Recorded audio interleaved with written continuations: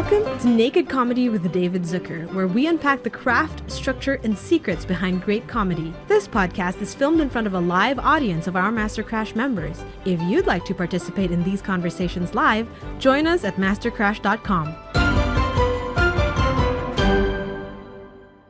So Dale Launer has written some of our most beloved comedies. He is so interesting. We've been hanging out now for an hour, and I've learned, like, my ears just keeps perking up. So I'm so excited to get into this interview with him. He's written My Cousin Vinny, Ruthless People. He's just so full of inspiration, great dialogue, really cool comedy concept. So we can't wait to get it started. Let's just start with your history with David. And how did you guys meet? What was it? Love at first sight? Did you know? How did you? Want to have the story? Or well, no? I don't know what the story was, but it always reminds me of, when they told Bruce Rubin that Jerry Zucker was going to direct Ghost, he cried. I don't know what's real anymore. Don't open him. Don't open the damn door. He's a murderer. Okay. that was, yeah. When the producers, when we were developing Ruthless People with the producers before we had gone to a studio or anything, they got a list of all the comedy directors that CAA had, and CAA had all the comedy directors. And they were very kind to be inclusive with me and asked me to write down either an A or a B or a C next to every director in terms of desirability. And so, Sidney Pollack gets an A, right? And this, anyway, so. Woody and Allen. There's only one that got an F. Absolutely not. The Zucker brothers. No! It's true. Yeah. And I do remember the script got optioned. We heard this eventually, I think. Oh, no, I told you. I told you on the first meeting. We got to get this out of the way. I figure you're going to find out someday. I don't want you to find out from someone else. Yeah, okay. No, you weren't the last choice. No choice. No choice. Yeah, okay. Yeah. Anyway, so the script eventually got optioned. It was at Columbia, went into turnaround, and then Disney picked it up immediately. I got a call from David Hoberman. Yeah. We want you to. I was in Paris at the time. I was there maybe 3 days, and they flew me back. First time I get to fly first class. I go and meet Jeffrey Katzenberg for the first time, and he says, "Great news! We've got a director attached already, or I should say, directors." No. And I remember looking over at the producers, and they had this like, "Sorry, look." And it was us. So then we had a meeting? Then we had a meeting. I told Jeff, I said, listen, I was afraid, listen, they were talented, but making fun of movies. This is a real movie, right? Yeah. And I'm afraid they may go too silly, too broad. And he says, no, they won't. He gave me his word that they wouldn't. And, Katzenberg was known for just being a complete liar, so we were on the picture. Well, according to Jim, you guys were called on the carpet, I don't know, maybe a dozen times for going too broad? Or did Jim make that up? On Ruthless People? Yeah. No, somebody made that really? up. Really? Did Jim make that up? Jim made it up, and... well, damn him. Oops, we can say that about Jim because he's dead. Yeah, that's right. Okay, we can say anything. Yeah. But, no, there was only one time when I thought we kind of got away with something. It was a laugh. And I thought that maybe you were going, oh, God. Yeah. What are they doing? And that's when... I think Danny is talking to somebody, and in the background, the cops are playing tennis. Oh, tennis. Yeah. No, that was definitely a Zucker joke. We'll need you to come with us to identify the body.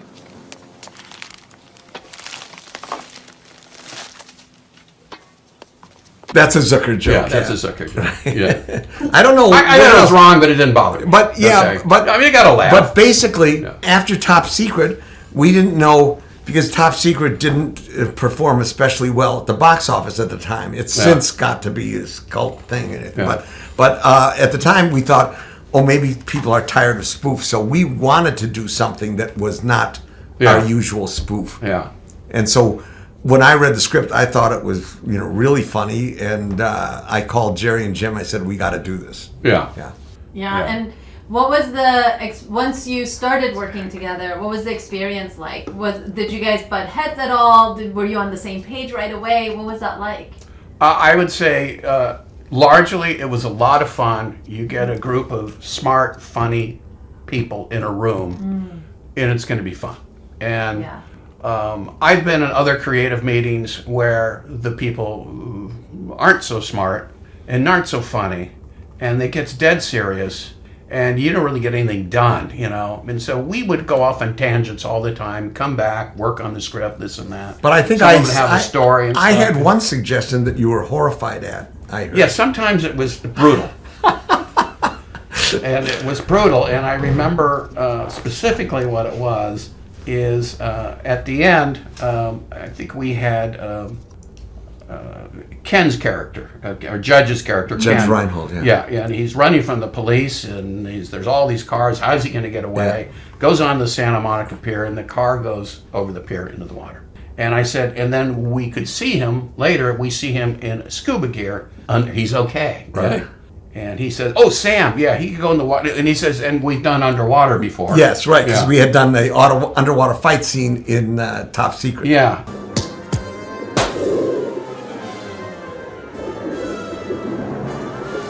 And I remember saying, "You did was that in the last half of the movie?" That's right.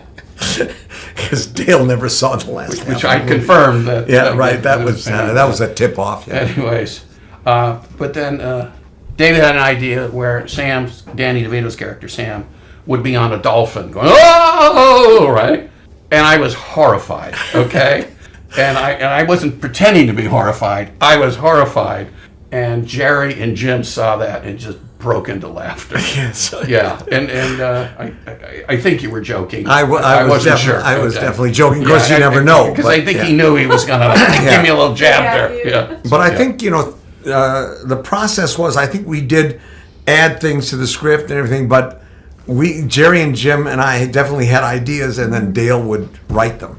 Like the whole videotape plot, which I think added a lot, and you wrote that stuff. I don't remember. Yeah. I don't remember that. I do remember I had a joke out of context. We can't tell you what the joke is, but if you've seen the movie, it was something that actually happened to me, and I was home with some friends, and I got a wrong number. Oh. And I said something unbelievably rude to the other guy. I hung up, and my roommate said, "Who is that?" And he says, "Wrong number." Wrong number. Yeah. And it was very funny. And Okay? we put it in the movie. Yeah, so let's put it in the movie, right? Hello? Debbie? Yeah, Debbie's here. Who's this? Well, Ralph, Debbie can't talk right now. My dick's in her mouth. How about if I have her call you back when I'm done? I love wrong numbers. And I remember two things about that. One, Danny, although a very talented comic actor, we went through like 4 takes, and it wasn't that funny. He was improvising.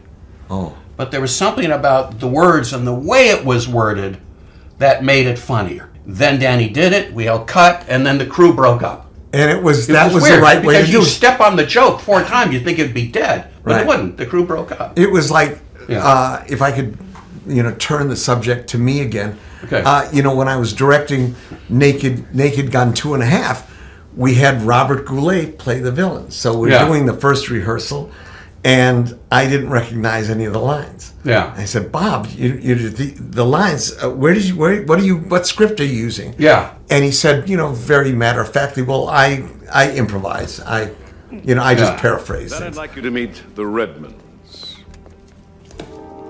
Weekend guests from out of town. We're going to the press club dinner. Make sure nothing happens to Lieutenant Drebin until I come back. I said, no, you can't do that. And he was the only actor I was frightened of every day that we did, because he was not an actor, and I can't remember being frightened by anybody except Bob Goulet, and he was a very nice guy. Yeah. But that was one of those he things. used to be on Broadway. Then. And Danny, I don't remember that story, but it certainly, Danny was able to, add 10% to everything. Yeah. But I remember that it happened to me. Told it, Yeah. And we let's put it in the script. I also remember I think it was that draft, is we had a meeting with Katzenberg, right? Yeah. So it was. I mean, if you say so, I don't remember anything, Okay. but yeah. I can make it up. Right, yeah. And Katzenberg is going page by page, right? Really micromanaging it, but at least he was specific. And that didn't bother me. Katzenberg knew what he was doing. Yeah, I thought yeah. he was good. Yeah, okay. Now, one time on the phone with Katzenberg, I said, he was trying to get me to do an overall deal, and I said something like, half of your ideas are ridiculous. Yeah. And he was like, it's fantastic that you like the other half. He said that. Oh, yeah, he was happy. That's very quick. Yeah, apparently there's a lot of writers that don't like anything, don't do anything. Right, It's yeah. Okay, I can accommodate some of this. But anyways, so we knew he was coming to this joke. It was a very, very rude, crude joke. And this is Disney. And Disney only made one movie before that, and that was Down and Out in Beverly Hills. Right, Okay? and that's why we were Touchstone. They wouldn't even release it under... Oh, sure. Oh, yeah, I wouldn't say Disney. Yeah. So this really rude, crude, raunchy joke, we knew he was coming to it, and then he turned the page to it. We know he was there, and we started laughing. Because we assumed he's going to say, forget about it. Yeah. And he didn't. He said, it's a really raunchy joke. I think it's funny. If the audience laughs at it, we'll leave it in. Well, that's pretty much what we always did. We could go up to the line and over the line, and the audience would tell us. Yeah. It It was a joke that the punchline needed to be processed. Right? And when Danny says, I love wrong numbers. I love wrong numbers. The audience was dead. And everybody thought, oh, we just cratered. Oh my God. Yeah. And then a avalanche of laughter that really? There built was like a tsunami.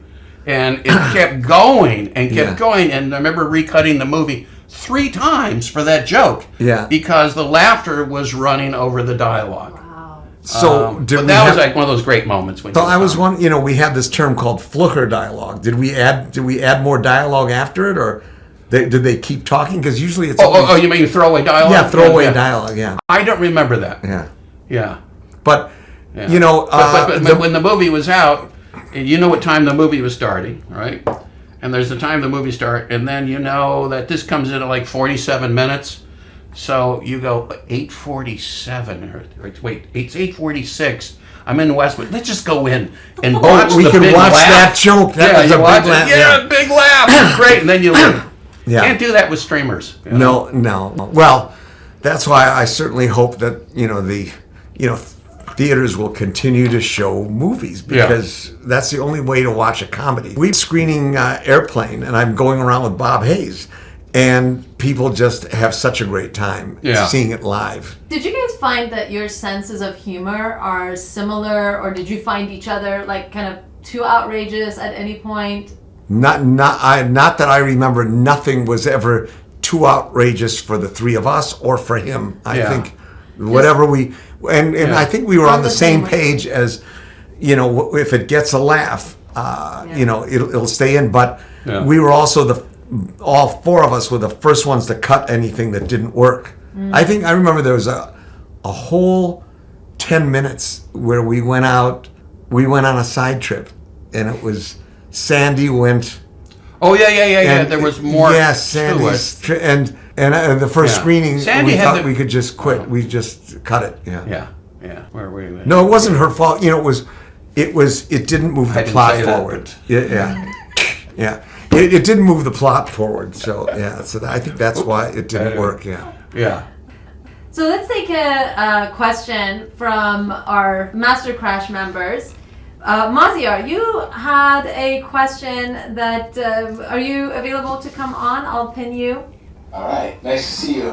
What did you call the throwaway lines? Flukies? It's called Flucher dialogue. You don't want to have the characters either, wait for a laugh, because that's kind of too needy. In comedy, you have to ignore it and just let it play. And also, sometimes you don't want to have them miss the next dialogue that's in the script. If it's important. It's important. So if we think we're going to get a big laugh, we'll add Flucher dialogue. Do you remember when Bob Hope used to do a punchline, and he would say, "But I want to tell you." Okay. And Rickles would do the same thing. Okay. He said, "But I kid." something like that. yeah. But they would do that so that they weren't waiting for the laugh. Okay, so my question is, what do you think of writing short form, like movie series, or episodic, but in these really small micro doses for these micro dramas, or I would like to think micro comedies coming down the pipe? What do I think of it? Give me an example of one, because I'm not sure what it is. Okay, I might be a little far in the future, literally. But okay. You're making a prediction of the future of comedy. Okay. Well, the future of instead of writing a 100-page screenplay, you're going to write 3 minutes at a time and see if it gets traction, like a little web series, so to speak. But I think that's the way of the future now. 10 years ago, I had an idea to do a movie, a family movie, which would be all slapstick, because at that time my kids were young and I wanted to take them to movies, and I know kids love slapstick. So I did a 6-minute short, and the movie was going to be called The Secret Service, and it would be, I envisioned it as what I called a two guys comedy, like Laurel and Hardy or Martin and Lewis, one of those things. And it was very funny, and we wrote a script for it, but the script was no good. So so I still think it's a good idea if we could write a good script for it. Yeah. I think what you're saying, I understand that. When you say the future of comedy, I mean there will always be features, always be TV shows. But if you look at TikTok, I actually have some ideas of things that I'm not going to give you the secret sauce to it. Doing actually even 30-second spots on TikTok, and doing some very short shorts, which I might do because it would be fun to do, fun to knock off, and you could actually do it for nothing. Nothing. And also, I'm very interested in cinematography, and I'm interested in this whole movement of natural lighting or available light. And in which case you go to a room and you put your characters where the lighting looks good. And so I could do these little shorts like that and knock them off cheap. You sound like an actual artist. And I have no art. I don't know anything about that stuff. But I can write, a guy gets knocked over the head. And staging your action where the light looks good is not that artistic as it is. Whereas a lot of people, I want to build a set. Right? And I want them to stand here, but there's no light there, so you've got to bring lights in and over here. Right. But then you do that. So this is talking low budget. That makes sense. Budget, Okay. Yeah. You make it simplistic. And it was something that I remember was very interested in trying to promote about 15 years ago. And most American cinematographers back then would kind of bristle, right? Because they love bringing in lights and having that signature look in every shot. But European filmmakers, when they were on low budget, they were more comfortable with that. And so you've seen a trend where there are some movies which will use available light. And they're very simple, very easy to shoot, cheap. They go very quickly, and they're cheaper to make. Not that every movie can be like that, but some could. I think there was something called Splitsville. Did you see that? No, I don't see anything. You don't see anything? No, okay. I could just make it up. But I think that was shot with available light. Yeah, well, I'll believe you. Yeah. The latest one that I saw. Okay. Anyways, that was boring. It's not about comedy. Okay. Okay. Real quick, I was going to let someone else take the room, but Dale, you kind of gave me the chills a little bit because you and I have actually met one time. I believe it was at Showbiz, and it was looking at the cameras. And I actually have your phone number in my thing. I looked today. I'm like, oh yeah, but at Showbiz? What Showbiz? What do you mean? Like Showbiz West, like years ago. I think that's where we met. Maybe NAB or at. I thought we were looking at cameras, and I thought it was at the convention center downtown LA. Oh, that's possible. In the late '90s, maybe. Yeah, because there was a few things downtown that were early 2000s. Okay. But what you said that was like, oh my God, I should at least mention it is. What you're talking about was shooting with the available light. Mm-hmm. I almost wondered, have we had this conversation before? Because I've been shooting movies for 20 years that way. I make movies almost every day, and I start by setting the frame. I don't need to know this story, and I start piecing them together as if I was collecting little beginning, middle, and ends, if that makes sense. Yeah. But anyway, this is exciting for me at least. Okay. So I have a question for the two of you because Dale, you are a writer and also you've also directed, and David obviously is a director and also writes everything. What was it like, first of all, David, for you directing something that wasn't yours, and then for you, Dale, that he hadn't written, that he hadn't written, that you Yeah. hadn't like your own script, because I know how much resistance you have to that now. And for you, what is it like to have your words written and then handing it over to somebody else Horrible. to direct?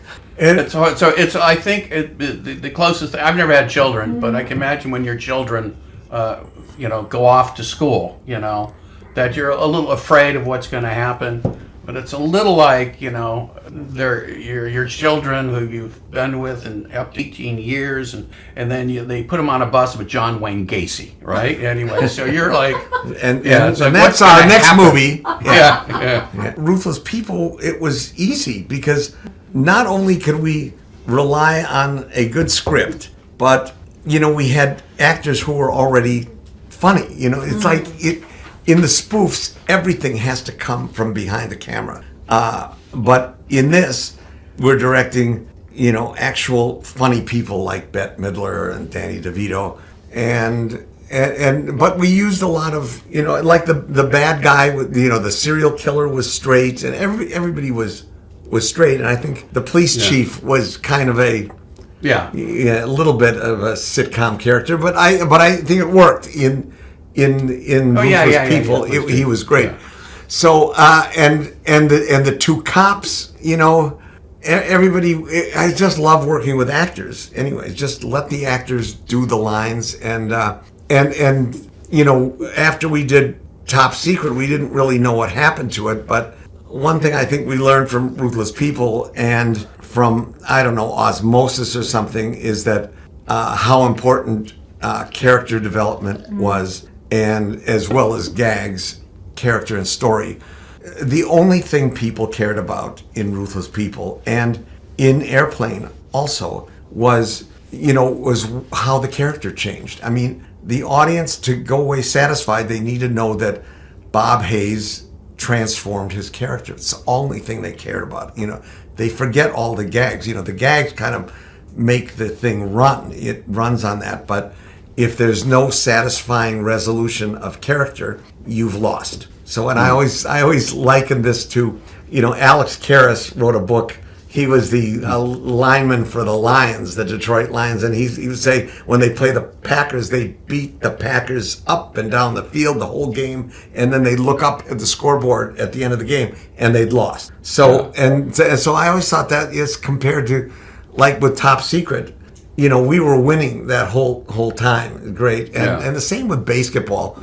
We were just, winning the whole time. But then at the end of the movie, the scoreboard, we lost. So, and what I'm saying is that you have to build that character problem. It's got to be, and it can't be a hardware problem. It can't be just flying the plane down. Bob had PTSD. So by the end, he cured himself, and that's all the audience cared about. And in Ruthless People, I mean, somehow you knew this, and unless you just backed into it by luck. I don't want to give him credit for anything. I think Bette Midler had a real character change. You to identify the body. Identify the body.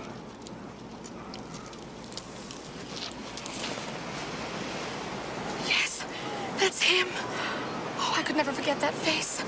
What hell he put me through. You're sure he worked alone? Oh, positive. He mentioned having a partner. He was schizophrenic. He thought he had partners. Danny DeVito didn't have to, and he was just, everybody else is a foil, but the only thing people cared about was Bette. Maziar, are you available to not drop away this time? I try. I do like the question that you had to ask. Thanks so much for doing this. And my question is, if you think of if you start writing a script, do you start with the characters, or do you start with story ideas, or what do you do first normally? Depends on the script. Each one has a certain inspiration and a certain trigger. I also something that triggers the imagination. And I started keeping a file when I got a computer, story ideas and for movies. And I got up to about 175. Now I stop adding to it because I'm not sure why I do it. You have to do the 170. Yeah, I was just like, I've made about 5 of them, right? But for Ruthless People, wasn't it Ransom of Red Chief? Is that how you started? Oh, not at all. Oh, well, okay. No. I'm learning too. Yes. That never came up even in our meetings, in any of the development meetings. It only came up with the reviewers. The reviewers. Yeah, and you go to IMDb, and then I think it says it's like a version of Ransom of Red Chief. And you had never heard of it? Yeah. Oh, no, I had. I never read it. I loved O. Henry as a kid. I read that. Yeah. But the basis for Ruthless People was the Patty Hearst kidnapping. Oh, wow. And Patty Hearst ended up joining her kidnappers. Yeah, which that's was right. kind of funny. Yeah. You know? Yeah. And it was kind of like, that's bizarre, right? That they somehow turned her into and she turned against a radical. She turned her against her boyfriend, who was named Stephen Weed, and he was writing a book. And while we were writing Airplane, we rented a little bungalow in Santa Monica, and Jim would meet us there, and Jerry and Jim and I would write every day. And in the next bungalow was Stephen Weed. Oh, is that right? Who was writing his book, My Search for Patty Hearst. Right. Yeah. Which, when they found her, that was the end of that one. Yeah. She threw him under the bus. Yeah. And then she even had, what was her nickname? She even had a new name. Tanya or something? Yeah, something like that. And she's in there, how do I know this stuff? Machine gun shooting up a bank. I can't remember my kids' names anymore, but I know Tanya. That to me, was kind of funny. Yeah. I know. Yeah. It's tragic and this, and dramatic, whatever. But you don't care. But it's kind of funny. I know Dale personally, and he doesn't care. So I just thought someone who's kidnapped, who joins the kidnappers, that was where the start. And then it turned into, wouldn't it be funny, somebody like his wife is kidnapped. But he actually wants to kill her. He doesn't want her back. You'll be watched at all phases of execution. If anyone is with you, or if any action is not carried out to our complete satisfaction, it will be considered an infraction of the rules, and your wife will be killed. Do you understand? I believe so. If you notify the police, your wife will be killed. If you notify the media, she will be killed. If you deviate from our instructions in any way whatsoever, she will be killed. Do you understand? Perfectly. I'm standing in front of the sandstone mansion in Bel Air, where just 45 minutes ago, He actually goes home to kill his and that's wife. the beginning of the movie. She's not there, and the phone rings. We've kidnapped your wife. That's fucking hilarious. I'm sorry. And that worked. Yeah. And by the way, as a writer, I've probably written close to 10 scripts. I lived in Venice in a fourplex, and downstairs was a guy named Kit Stoltz, who was a reader for MGM. And he would have scripts on Weekend Read. And these are scripts that were written by professional screenwriters, working screenwriters, who had representation at William Morris, CAA, or ICM. And I'd pick it up, and they say it takes about 15 pages to tell if a script's good or bad or something. And I would like the first page, I would say 99% of the time I go, no, this is not good. This is horrible, yeah. Yeah, and you can tell why they're making some mistakes already. Yeah, or you look at I look at the last page, and if it's 130 pages, it's an amateur. Yeah, it's too long. It's got to be 108 pages. Yeah. Yeah, if it's a comedy, you want it to be shorter. Right. Anyway, so and then you maybe do a couple of pages, and I'm going, why can't you hook me in on the first page, right? Yeah. So I sat down, I'm going to write a script that's going to be, and this was the mantra in my head, relentlessly entertaining. And that's why first page, man hates his wife, hates everything about her, would like to kill her. Second page, he's going to kill his wife, right? Yeah. Third page, here's how I'm going to do it. I can't wait to do it. I wish it was more violent. I got to go. Page 4, he's home. He's got a chloroform. He's going to knock her up, put her in a car, put her over the cliff. Looks in every room in the house. She's not there. Page 5, sits down, disappointed. Phone rings. We've kidnapped your wife. So that's like, I'm thinking, who's ever reading this thing, is going to go, whoa. It's exactly, and you want to turn the page. It's called a page turner. Yeah. Yeah. So that was my intent. Yeah. And it's like, I think, a good advice to anybody. Now, how many... Just don't bore the reader. How many scripts had you written before Ruthless People? Close to 10, probably. 10, okay. Because you had already done Cousin Vinny and all and none of them started out that well. Oh. What made you... And there was only one comedy in there, which was called Exorcism in Encino. Oh. And it was a spoof on The Exorcist, actually. So... And that's not... We had actually met. We forgot about this. I forgot we had met. It's one of the reasons that the Zuckers got an F. Yeah. Is because he actually met us.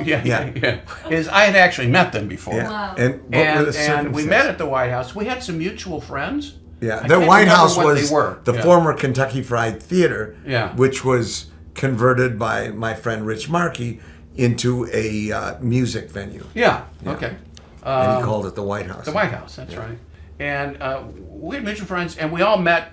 I think we played touch football. And we were up in the office Park. over we there. would play football in right Rancho across the street Park. there. Okay. And then you had this script, Kentucky Fried Movie, right? And I remember picking it up. There was something, and I threw out an idea, which I now know is rude.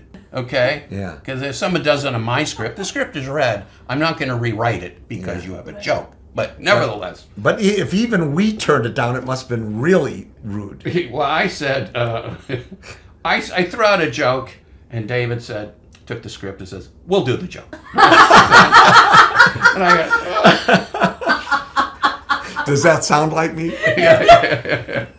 Let me handle the joke. Yeah. So it's kind of like F. Okay, you're not working here. Who is this guy? Yeah. But it's a little like, ask what you don't wish for. You may get it. Let's set it up. The gods of irony will go. Here's what happened. So that episode translated to F. Yeah. Never these guys. Yeah. If I gave you guys an A, it would have been someone else. Yeah, but the arrogance of let us handle the jokes. Yeah.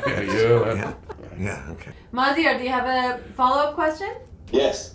How do you write good dialogues? It's a bit general, but is it like that there's a trick to speak it out or to give it? I could get very philosophical here, right? I think it was Socrates who said, seriously, that the Dale purpose of all grade dialogue school, is persuasion, right? And then there's Hylas and Philanus, famous classic philosophical dialogue, right? And I know they were Greek. Read some of those, but they would do it in Greek, and you got to do it in English. It's it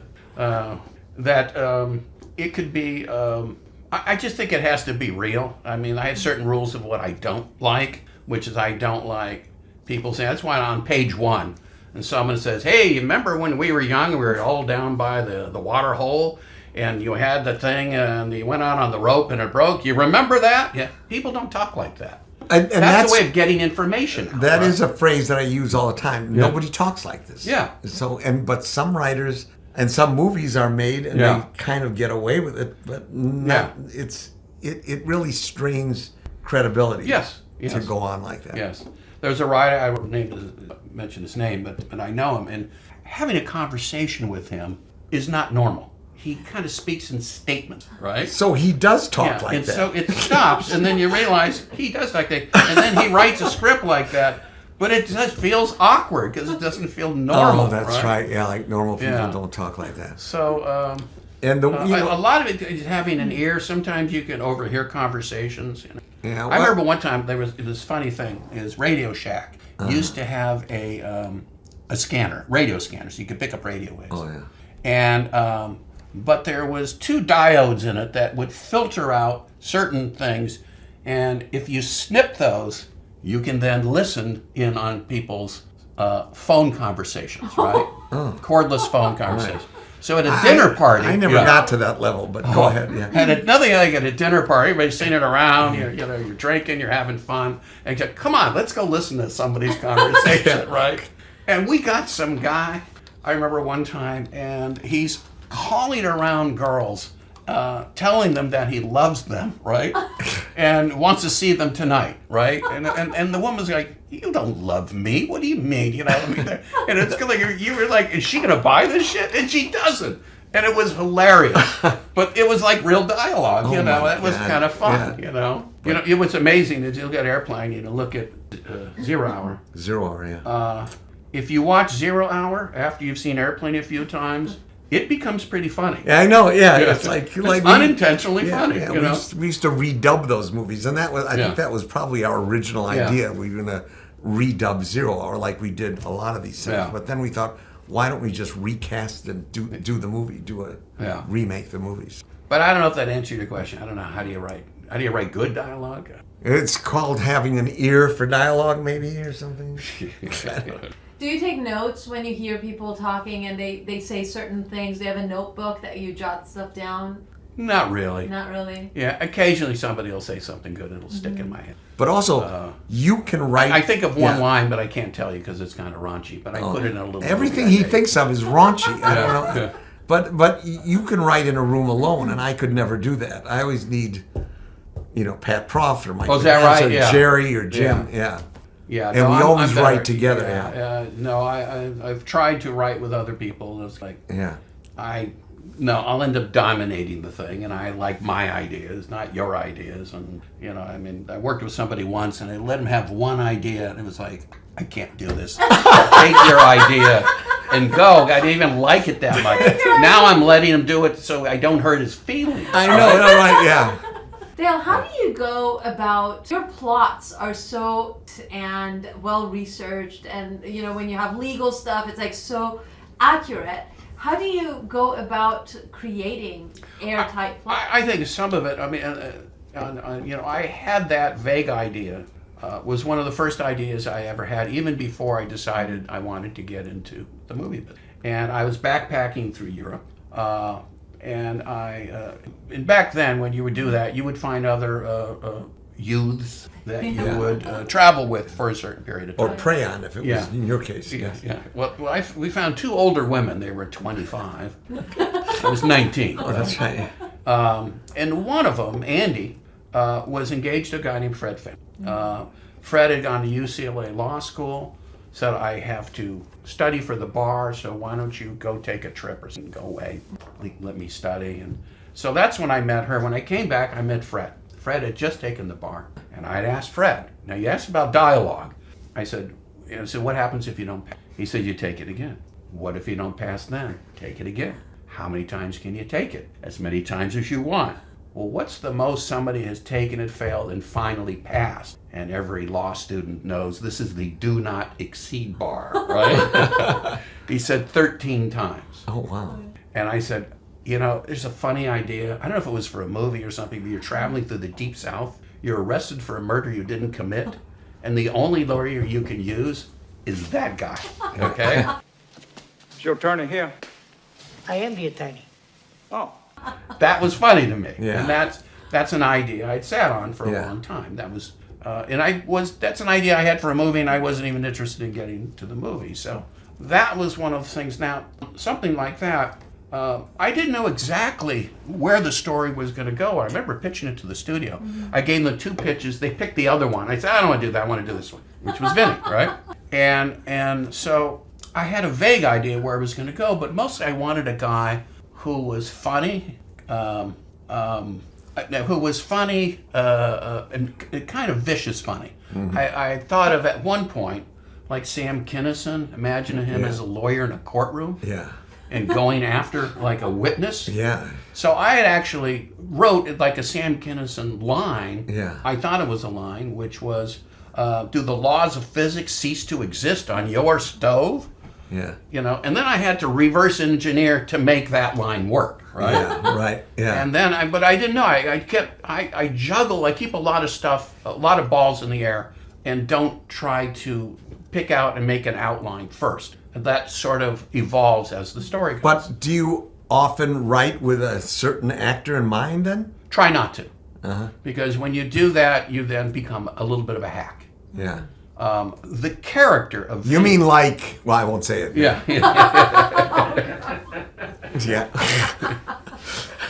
shall remain nameless. The character of Vinny was inspired by a guy I know, 6'5", big boned, scary looking guy named Oak O'Connor. And I don't even know if Oak even knows this, but he's a scary looking guy. Yeah. And he kind of developed a part of his personality to disarm people, to act maybe a little goofy, Yeah. right? But I remember speaking with Stephen Chow, who started the Fox Network, who also knew him. We were saying, but he's a smart guy. Yeah. And so the idea of a big scary guy going into a courtroom, imagine like Luca Brasi going into a courtroom. That's right. Right, with a briefcase. And he just looks so out of place, Yeah. right? And that's what Vinny was supposed to be. He was supposed to look like a goon, right? Yeah. A scary goon. And be intimidating and have a little sense of danger in there. But also be kind of charming and charismatic. So that's what the character started out. Then I would meet with a lawyer, Doug Knoll, and I wanted to know exactly what happens, and in the procedure of how a case unfolds. And he would tell me, remember in the beginning, he would say, well, you got to do this and this, but come on, it's a movie. No. Don't tell me that. Yeah, no. I want to know what's the truth here. And logic. I'll find the joke. Right. Yeah. You'll find the joke in there. So when he says to me, I said, so essentially the opening statement, right? And so he says, well, the evidence will show that the two boys, blah, blah, blah, blah, left the sack of suds he was killed in. And that's what the prosecutor does, right? And then the defense attorney has to go up and says, well, here's what really happened, and this is different, right? And so I said to him, so essentially what he's saying is everything that guy just said is bullshit. And he laughed and yeah. I said, that's what I'm having to say. And I got to tell you, lawyers love that joke, right? Yeah. Right. Because it's true. It's true. Exactly what they're doing. Yeah. And they want to do that, And apparently it's come up in court. And judges get pissed off when they do that, right? Yeah. So it's amazing how real life often imitates. Yeah. Airline pilots have told me that often they hear the air controllers say to the pilots, "Hey, you're coming in a little hot there, Stryker." Yeah. They actually use the names. That's great. Yeah. No, so they have a book came out a couple months ago, written by former President of the United States, Bill Clinton, and James Patterson, right? Yeah. I think that's what it is. And I got the book, and in it, they describe, I think, what I just described. Yeah. But they mention My Cousin Vinny by name. Do they? Oh, that's great. That's so great. Which is fun. Yeah. So I am told the movie is now used in every law school in the United States. Yeah, Wow. I read that. I remember writing the sequel, and the sequel comes up as Vinny and Lisa are going to go to Paris. Vinny takes a sleeping pill, wakes up, he's the only person on the plane. She's been taken off, she was arrested, right? Yeah. He goes to Scotland Yard to find out why, they won't tell him. Was it for something she did in the bathroom, right? Yeah. Well, turns out, then he goes to the inquiry. But the lawyer they hired is a Queen's Counsel. He's an older guy. Queen's Counsel usually older guys. And Vinny's talking to him in the morning, and the guy's smoking a cigar and stops, and apparently he's dead, right? I think he takes long pauses, but the pause is taking way too long. Yeah. Vinny shows up in a barrister's robe and wig, which you don't wear to an inquiry, okay? Yeah. He's going to try to get her out. There's something going on in Paris. We don't know. She doesn't know. Anyways. And then turns out, and she was arrested, right? And comes out, and that's when he finds out she was arrested for planning a bomb in the bathroom of the plane, and that she's a member of a terrorist group, and all this stuff. So I remember going there, meeting a Queen's Counsel, not a Queen's Counsel, a high court judge in the Old Bailey. Because of Vinny, I've met a lot of people in the legal community. Wow. Supreme Court justices, attorney generals, a lot of judges, and of course a lot of attorneys. So I remember meeting with this very British woman, high court judge. And I told her I wrote this movie, and My Cousin Vinny, and it's used in law schools actually, because I was trying to make it fairly accurate and authentic, but it's a comedy. And she said, oh, really? Okay. Oh, yes, of course, yeah. Of course. And it's a very British court thing Right. to pretend you have seen it. Oh. But it's just being polite. You don't think they really saw it. And they pretend to know you. And so this is something I learned about the British court system, right?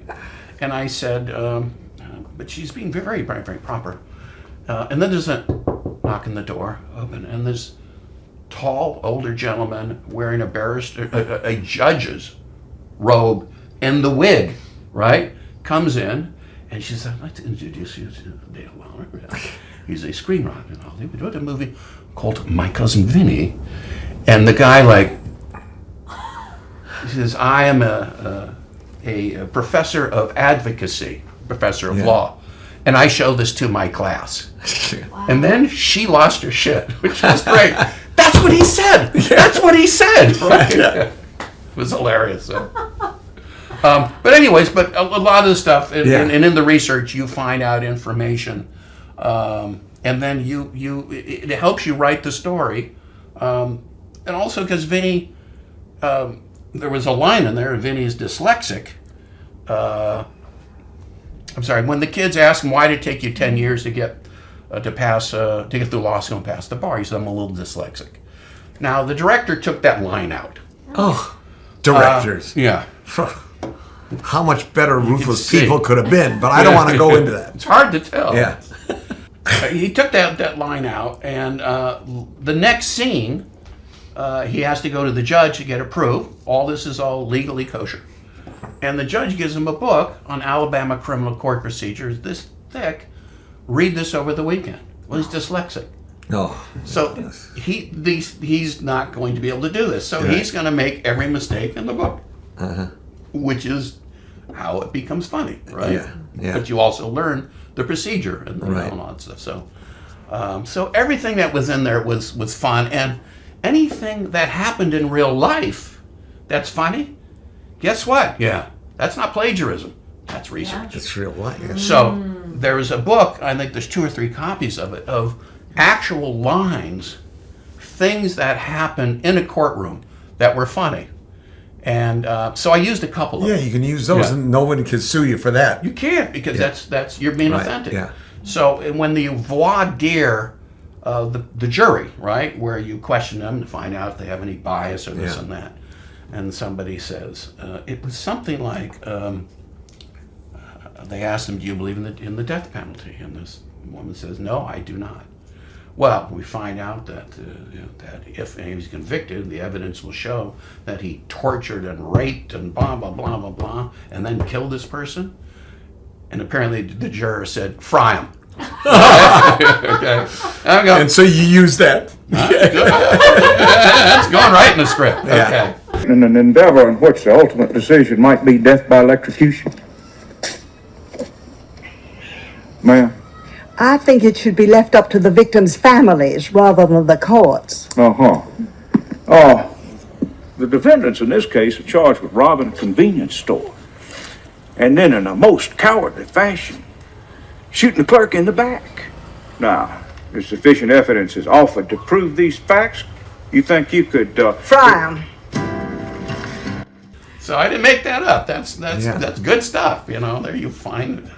Take the inspiration where it comes from. Yeah.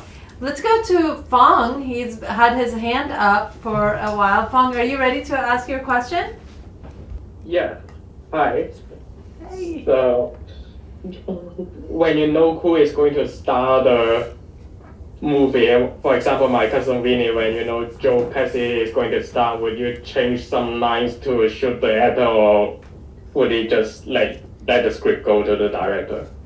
That's an interesting question. Sure, what's the question? So once you find out who the star of your movie is, do you then change some of the lines to fit that character better, or do you? Absolutely not.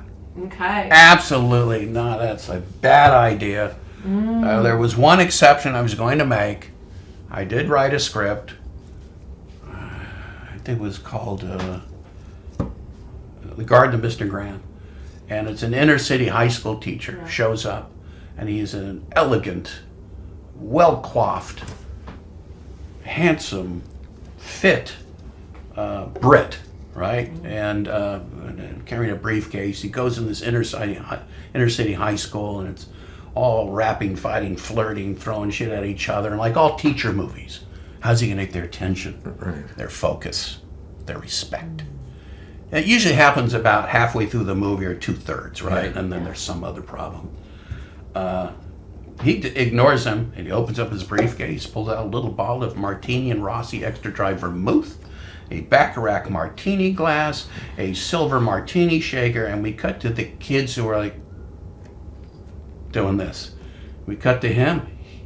He mixes a martini, pours it in a glass, puts it in an olive, lifts it up, looks up. The entire class is staring back, transfixed and silent. He already has their attention and focus. He hasn't even said hello. Cheers. And he sits. 8 o'clock in the morning, he's drinking a martini, right? Anyways, it's James Bond as an inner city high school teacher. The production company actually came to me with a pitch, because I think it's a bad idea to do a story on someone else's pitch, because they have in their imagination, you're not going to be able to decode what that is and give them what they want, right? And I thought, here you have, and then I'd written that script. The studio, I remember giving it to the producer. He said, I love it, I love it, I love it. That was Tuesday night. By Wednesday early afternoon, I was fired, okay? I mean, he actually said, I can't imagine them not making this movie. Fired, and then right? Fired, yeah. What happened is we have the script back, and we had 3 months to go set it up, which is not a long time. And at one point, we had Marlon Brando. Okay? Wow. Marlon Brando wanted to do it, but the producer said no, because Brando was now obese. Yeah. And I said, I'm not going to rewrite. I wouldn't rewrite the script for any movie star. None. Never. Wrong. Except Marlon Brando. And I like the idea in the story that is a James Bond-like character, that when he's involved in a little action thing or something, that he's kind of huffing and puffing, and it would be a running gag. I really got to lose some weight. Yeah. Right? And that he's going to be very conscious of stuff of how to lose weight. Today, it would be, he would be reading something about Ozempic, right? Yeah. But I would have done the change for that. But the producer said, no, movie never got made. So. Anyways. Yeah. And then Marlon Brando died then. Yeah, and then, can't get him now. Thank you so much, Pong, for your question. Devin has his hand up as well, so let me bring you up, Devin, as we close out our interview here. Go for it. Hi, Dale. Great to meet you. Thanks for coming on with us. I'm really curious if you have a certain process to testing an idea to see if it's going to have the legs for a feature film. I like to tell stories. So I like to pitch stories, and you get a response from people. And sometimes while pitching it, you get into this kind of creative momentum, and based on the response, you might start to elaborate a little bit and come up with something that's not in the script. So that's about the only thing I can think of to test it out. If a pitch doesn't go well, you can take it back and put it Change up. it. Change it as a result of the feedback you get or the feeling you get from a pitch. If it doesn't work, a pitch should work. People should get people leaning forward, not like Don't pitch in restaurants. What happens is just before you get to the punchline, I do believe the waiters can hear offline. They know they're just about to come to the punchline. Can I take your order? And they ruin it, okay? Every time. And then if they leave and you do the punchline, it won't get a laugh. It won't work. It's dead. You have to either start over, but it's your time's gone.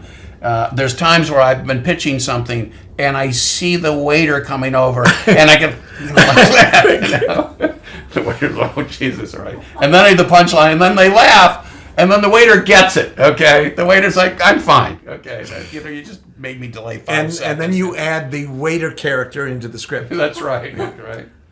We have a lot more. There was a moment yeah. like that actually in the beginning of Ruthless People. Oh yeah. Yeah, where I think you guys put that in, where there was something going on. Oh yeah, and the Danny waiter was in a Danny's wait. get out of Yeah. here, right? Whatever. That's right. It's Yeah, we annoying. added something. So yeah. somehow you guys came up with that joke, and that must have happened to you. I'll have to go back and during see a it. pitch in a restaurant or something. Yeah, but I've never pitched in a restaurant. But I think we have a ton more stories, and I want to have you back. I mean, you're going on a trip now. Yeah. And we got to have you back because Okay. I feel like we're just scratching the surface. I mean, yeah. Just overhearing your stories earlier as you were just talking to each other, there's so much. Yeah, there's a lot of stuff to go over. Yeah. There's questions that we could ask each other that we think. I mean, there's stuff about directing actors. Right. Yeah. What have you learned? And I'm going to give you something very quick that I learned from the Zucker brothers. Is if you get a performance, you hear somebody doing their lines, and you want to give them 7 corrections. Okay. Yeah. Is what I learned from that is no, can't do more than 3. They'll forget it. They'll be overwhelmed. Right. But there was kind of the rule of 3. Do you remember this? Well, I do, and even more what I've learned about it is not to over direct. Don't give directions right away. Let the actor do a couple of takes at least. Sure. Before, and then absolutely, you're right. Just limit the amount of directions because it's just too much. Yeah. And I know as the writer dealing with the director, I wouldn't go in immediately and let them do it. Let it go. And you're right. You let the actors do it, and then they settle in. Right. Some write off. Some are usually first take is great. Second take is even better. Right. Yeah. You know who was like that was Bill Pullman. Yeah. First take was the best, and then he got worse and worse, and we kept directing him. We just kept piling dirt on ourselves, and it got worse and worse. Yeah.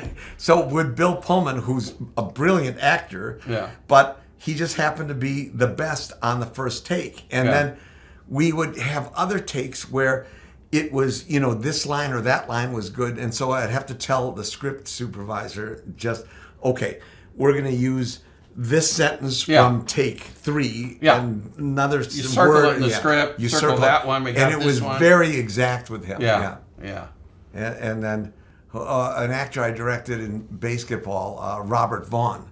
Oh. And I would say stuff during the whole thing, and Matt Stone and Trey Parker would write down all the outrageous things that I said. Yeah. And I guess one of the things I said was, your best take is always the one before I direct you. And so it's just like sometimes you just your directions don't really do that much, or just you have to kind of lay off. And at other times I've chased a line, kept chasing it, and it's just like use the second take. So, but that's after you get a lot of experience doing that stuff. Yeah. Devin, did you have a follow-up question? Do you feel pretty complete? Yeah, I have another question. If you could go back to the very beginning of your career, is there anything that you would do differently? Me? Yeah. And well, David too. Anybody, Yeah, sure. A lot of things. As to what they would be, that would be like, I could write a book on that one. Well, yeah, I mean, for us it was, we took the wrong lessons from Airplane because we thought, after Airplane was such a big hit and such a surprising thing that we thought, hey, this is great. We fill an hour and a half with jokes and we got a movie. And because we had modeled the movie after 0 Hour, which was written by Arthur Haley, who was a really great craftsman of movie. He knew how to write a movie. So we learned from doing Top Secret that we needed to kind of go back to school and, actually, what we did was Ruthless People after that, and then we did the first Naked Gun, which the 4 of us wrote together, and we used all those lessons that we learned from what we didn't do on Top Secret and what we learned also from Ruthless People, and we applied that to Frank Drebin. We gave him a character. Sure. Had a problem in the first act. Blah blah blah. So I wish I had known that. And it would have been, Jim and I used to talk about it would have been so easy to go back and give Val a problem on the train scene, the first scene in Top Secret, we could have given them some problem, but we didn't know. And then I usually make all my mistakes twice, anyways, and so I made the same. I thought the bromance would be enough for basketball, but it wasn't. I think Trey Parker had to have some kind of problem, or we needed to have. I've also thought that maybe we could have had. The whole thing would have been a dream that Squeak had, and at the end it would have been the Wizard of Oz, and he could have pointed at Matt and Trey and everybody and say, "And you were there, and you were there," and Robert Vaughn and Ernest Borgnine and everything crowded around. Of course, we can't do that because they're all dead now. Yeah. Yeah, everybody. Well, the AI. That's what happens. I We could do it with AI. I remember Yeah, in one you're of the right. meetings, I don't know if I mentioned it to you and Jim and Jerry, but I did definitely to Jim, and I think you guys talked about they kind of had lost their mojo a little bit on Top Secret, and they had a good sense of humor about it, but it was kind of like, what happened here? Yeah, we didn't know what happened. And what I at the time. said was, you guys are spoofing either a genre or a specific movie. You took two movies together. Yeah, two. And it yeah. wasn't specific enough, and so you kind of like lost Yeah, it. So it was Elvis movies, Yeah, Elvis and movies. World War II, which is and a World War big, II, broad and East Germans sitting in landscape, for World War II. So that's the other problem, is that spoofs have to be grounded in reality, and that's why superhero spoof isn't a good idea, because it's It had not to be grounded. more specific superhero. Yeah, maybe. It has to be more focused. Let's put it that Gotta way. be, but still, superhero movies aren't grounded in reality, and neither was a made-up sport. So I'm beginning to see that you have to. The audience has to have some reality that they can get hook in. Yeah, that grabs and pulls them. So you learn these things. I don't think you learned anything from your successes. It's just from you learn from your mistakes. I just learned from the failures. I mean, I never had any flops, just movies that were ahead of their time, of course. Yes. Thank you so much, Devin. And I have one last question for both of you. What advice do you have, Dale, for someone who wants to start writing, has a dream of becoming a writer in Hollywood? You once were in electronics and had a dream of... I wanted to be in the movie business. Electronics was a day job, that's all. Yeah. And how did you go about it, and what advice do you have for someone to follow in your footsteps? Boy, you could kind of write a book on this, but one thing, and which I was trying to tell somebody yesterday. But they wouldn't listen. Damn it, they wouldn't. Which is write a great script. That whole relentlessly entertaining thing, that helped. Yeah. Because when that script went out, it was originally shotgun. It was rejected by every studio in town. Wow. That doesn't mean to say people didn't like it, because somebody liked it and started giving it to other readers, and it got to other agents and executives and producers, and I was getting deluged with offers. I was having lots of meetings. I gained about 10 pounds because I love to eat food, love food, and I was being taken out to lunch and dinner, and I could go to, this is an expense account? Yeah, so can we go to L'Hermitage? And they go, well, sure. So it turns out I had a reputation, and I would show up on the expense account. It said Dale Launer, and it was expensive. Yeah, we can't afford Dale Launer. They were expected to go. They were expected to take me to a ritzy place, right? Wow. So I took advantage of that anyways. Yeah. But the script circulated, and so write a great script, but that's hard to say, because nobody sits down to write a shitty script. Right. So. But being relentlessly entertaining and imagining yourself in the shoes of a reader, right? And what happens on that first page and second page, and try to keep it, as David said, a page turner. Yeah. And try to just keep it going. And how do you deal with rejection? Because both of you, Poorly. before your first, before your first movies were made, you faced a lot of rejection. So how do you push through that, and how do you believe in your craft and your ability to do this? I believe in my own talent, whereas I used to be afraid. And I think earlier on, where you would deal with like writer's block, whereas I don't have writer's block at all. I mean, I know I could pull it off, and even if I don't know what's going to happen, I know something will happen. Yeah, and something will come. There'll be a before I solution. forget this, what you said about you believed in your own material, and that's what we did. We absolutely, when we wrote Airplane, we knew we always said it's like we have machine guns in the Civil War. But nobody else essentially would see it. But that's what kept us going, because we knew we had it, and the other thing is we never gave up. Yeah. We were never going to give up. And even now, today, in 2025, I'm not going to give up. I have, even though, amazing setbacks with these hacks that took over Naked Gun 4. Yeah. And I knew it would bomb. And although I was actually rooting for it to succeed, because it would have maybe made studios support movie comedy. But, part of this whole thing is you have to be original. Everything you've done, or most of everything you've done, has been original. And you're not a hack copying somebody else. And that's what happened on, Naked Gun 4. So it's like, you can't think you're going to be a writer or think you're going to be director if you don't have anything original. You have to be original. Yeah. Now it is part of the creative process. I think there is a sort of a dialectic between the child who just creates and has fun, right? And then there's the parent or the critic. So you'll write something, and then you'll take that hat off and put this hat on, and does it make you laugh, right? Does it make you cry? Does it have an emotional moment? Because it's very strange to say you can manipulate yourself, and even though you're like a puppet master, right? Mm-hmm. And you're doing this, and you can read that same scene 3 times in a row, and it still brings tears to your eyes because it works. It's weird, Well, if I could just...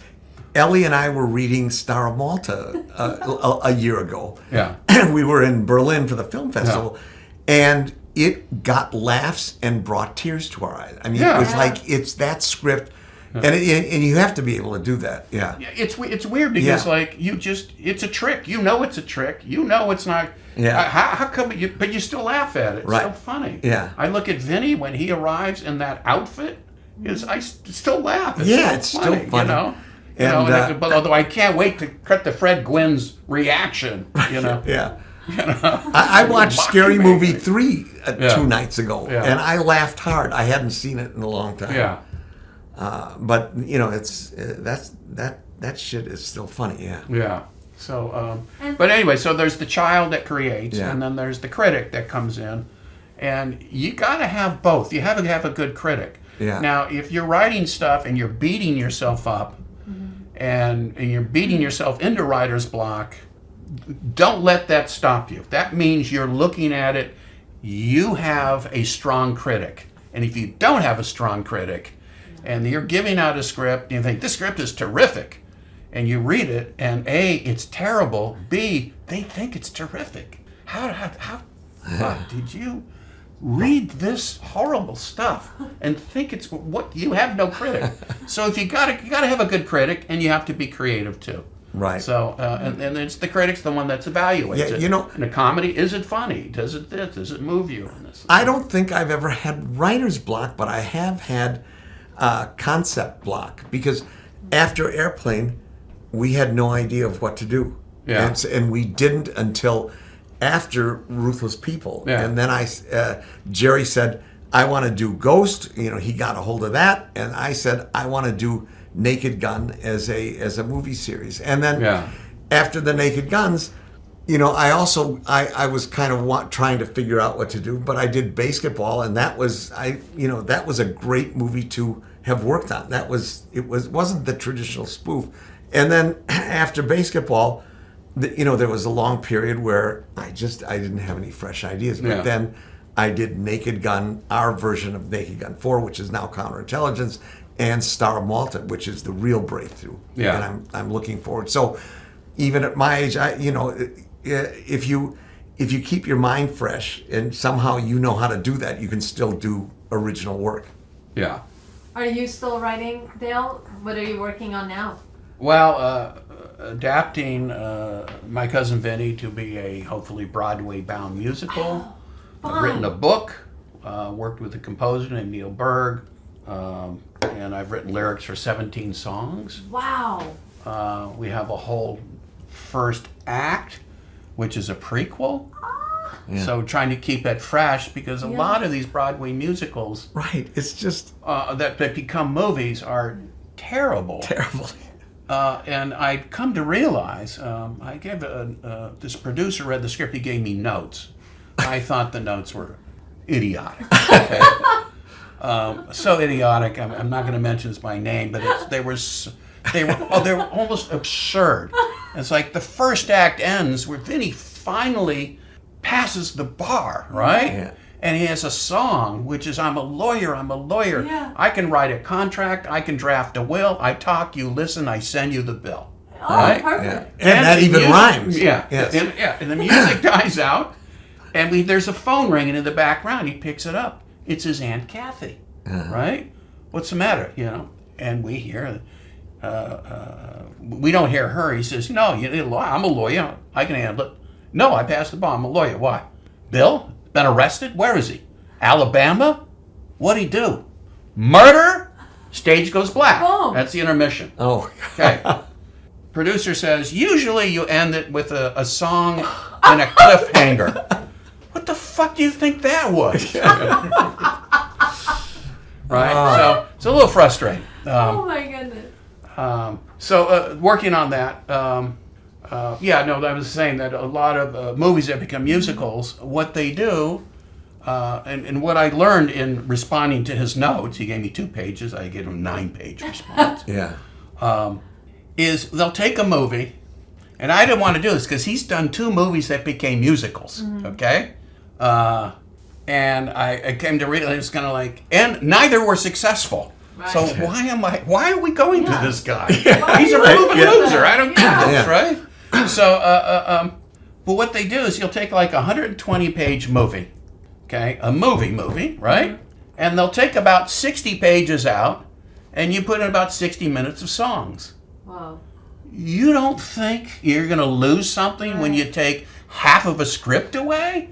Because, trust me, that script probably was 250 pages. Right. They got it crammed down to 120, and you start throwing, you just gut out the story. Right. So you don't have much of a story.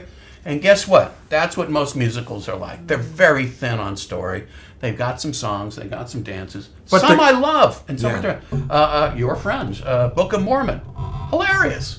I remember going to Hamlet. I heard so much great things about it, and there's these 3 women from Arizona. They've seen it twice already. I've seen it there, really, And I'm listening to it, and I was like, what the fuck is going on here, right? And the way rap music kind of unfolds is, a lot of it is, it's like you got to rhyme. Yeah. But you're not really advancing the plot. You're just doing a throwing out. It's kind of a trash or a fluker rhyme. You're right.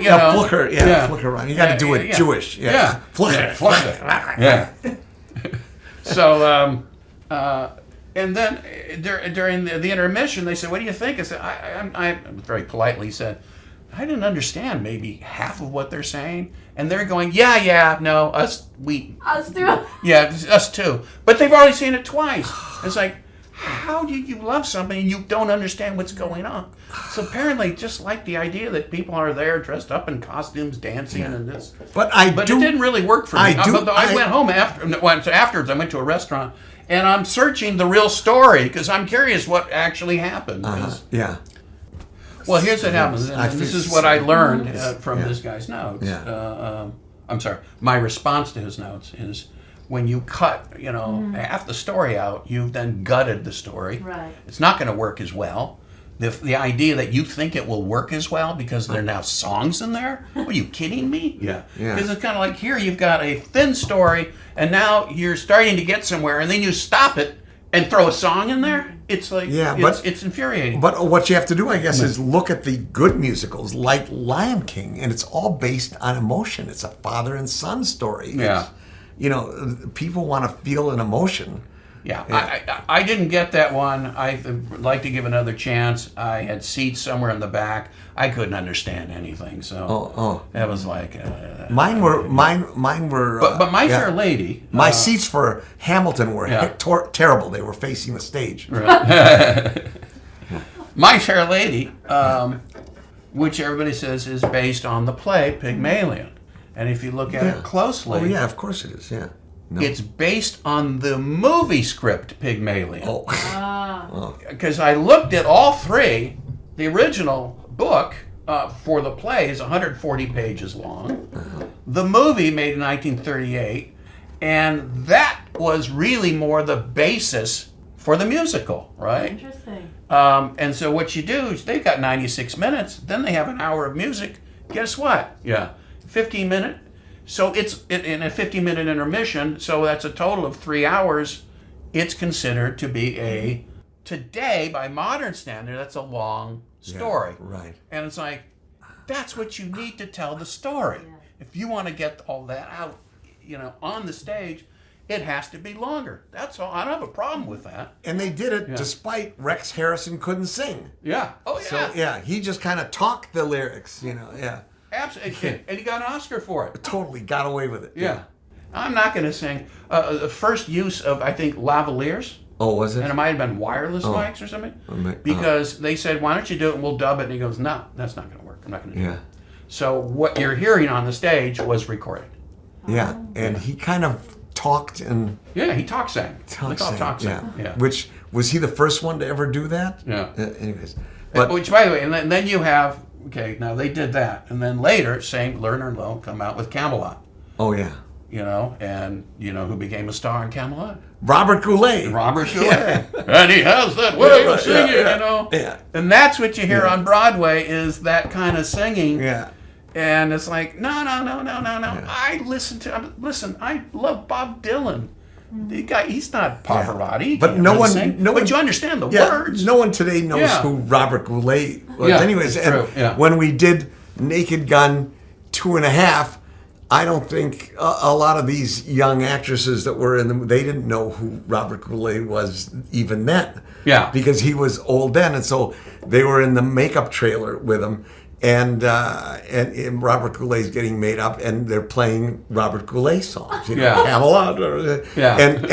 And one of these young actresses says, "What is this shit? Turn that shit off." Yeah. Robert Goulet's there. He was an actor he wasn't a singer for the Naked Gun. Yeah. Oh, that's funny. Thank you so much, Dale, for being here. I feel like we could just go. I know we can do more, but hours. We can. When you get back from your trip, let's do this. Have you over, and just to even hang out. Yeah. Are you wondering how you can ask a question during one of these episodes? Being in the room is easy. Join us at mastercrash.com. Thanks for listening.